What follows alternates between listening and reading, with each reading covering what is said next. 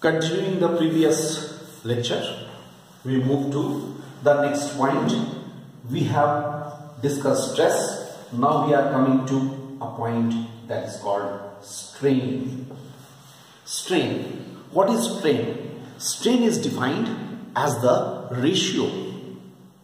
It is defined as the ratio of the change in the dimension to the original dimension. It is the ratio of the change in dimension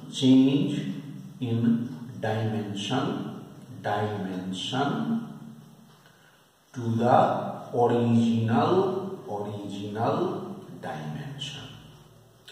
What is the meaning of dimension here? With dimension we mean actually its length, its volume, etc. For example, this strain is also of the two types. One is called longitudinal strain. Second is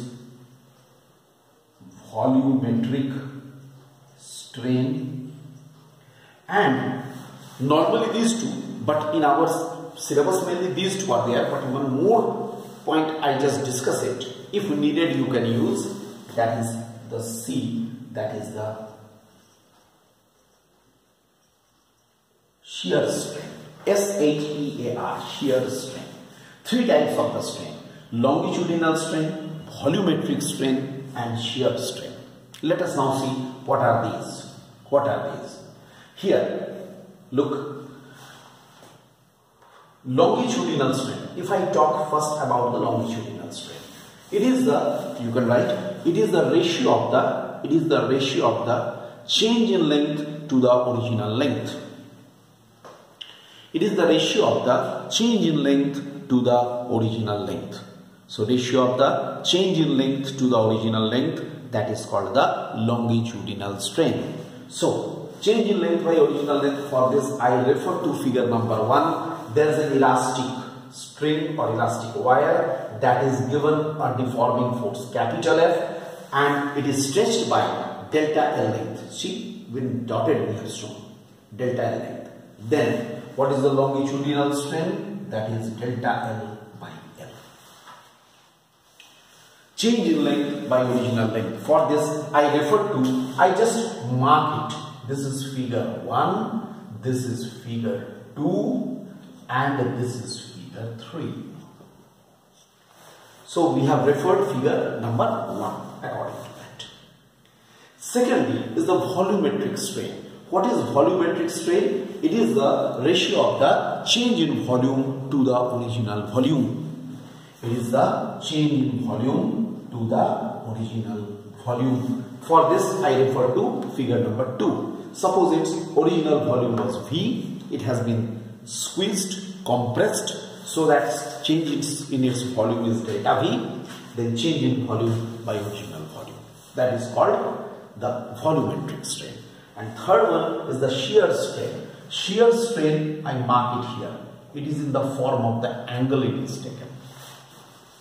Shear strain is always taken in the terms of the angle. Right. Here we can say,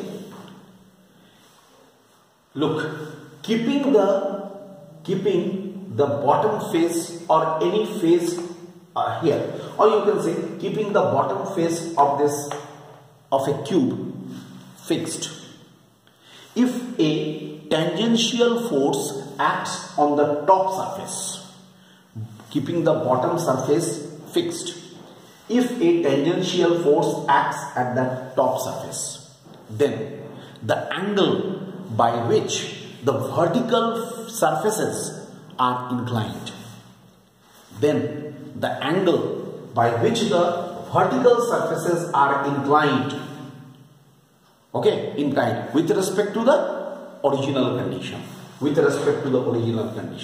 the angle by which the vertical surfaces are inclined, that is known as the shear strain. Just see, keeping the bottom surface fixed, I am applying the force, tangential force on the top surface. Then the vertical surfaces are inclined by the angle theta. Alright, then this is called, this theta is known as the shear strain. Obviously, you can say that stress has the unit Newton per meter square, but strain generally they don't have any unit, no unit.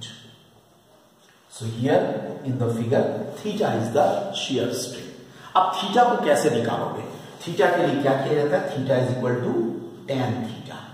For small angles, theta is taken to be equal to tan theta, and now you see the figure. What we can write? E dash by here AE, which is equal to F dash by F dash by FB. I hope, dear students, you can understand this figure very clearly. The original condition ABCD is the bottom surface, EFGH is the top surface.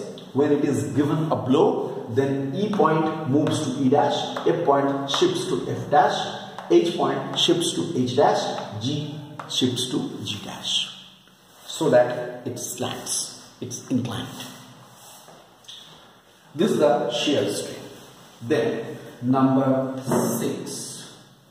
There is a very important point that is called, that is called elastic limit. Look, elastic limit. It is the elastic limit is actually the maximum stress or maximum deforming force given on an elastic substance, right, up to which its property of elasticity is retained. I again explain. It is the maximum value of the deforming force, you can say. Maximum value of the deforming force, or the maximum value of the deforming force, up to which the elastic property of the substance is retained. The elastic property of the substance is retained like this. मतलब क्या हुआ? मतलब वो मैं इस पर force लगा, force deforming force लगाता जा रहा हूं. मैं जब रिलीज करता हूं, when I am releasing it, it is coming back to its original condition. It means what? Its property of elasticity is retained. जब तक ये अपने ओरिजिनल कंडीशन पर पूरी तरह से वापस आ रहा है, इसका मतलब हुआ इसका प्रॉपर्टी ऑफ इलास्टिसिटी रिटेन्ड है. ठीक है? तो वो मैक्सिमम फोर्स जहां तक ये अपने कंडीशन पर वापस आ जाए, the maximum force up to which it retains its own conditions, it reverses back to its own condition, then we can say it is retaining its property of elasticity. That maximum value of the force is called elastic limit. Yani, in other words, it means, in the other words, we can say that up to the elastic limit, the property of the elasticity of a substance can be retained. Then number 7, a very important law. You know, it's a very important law. It is called Hooke's law. Hooke's law is a very important law.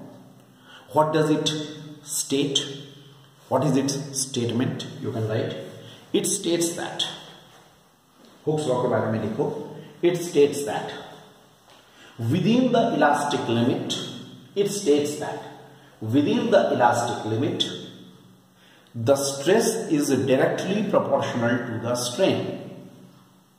Within the elastic limit, the stress is directly proportional to the strain.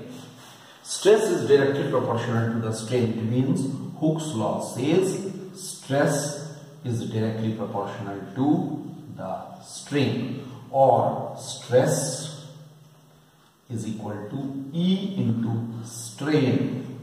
Look, very clear. E is the, here, what is E? E is the constant of proportionality, and it is called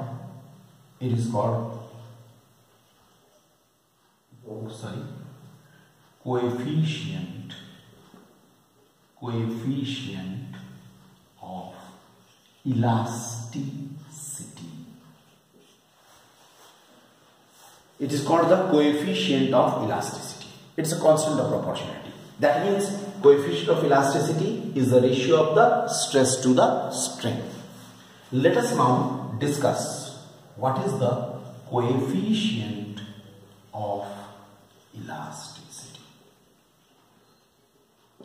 Let us now discuss this. What is the coefficient of elasticity? Coefficient of elasticity is actually, it is defined as the ratio of the stress to the strain. In general, it is defined as the ratio of the stress to the strain. Okay?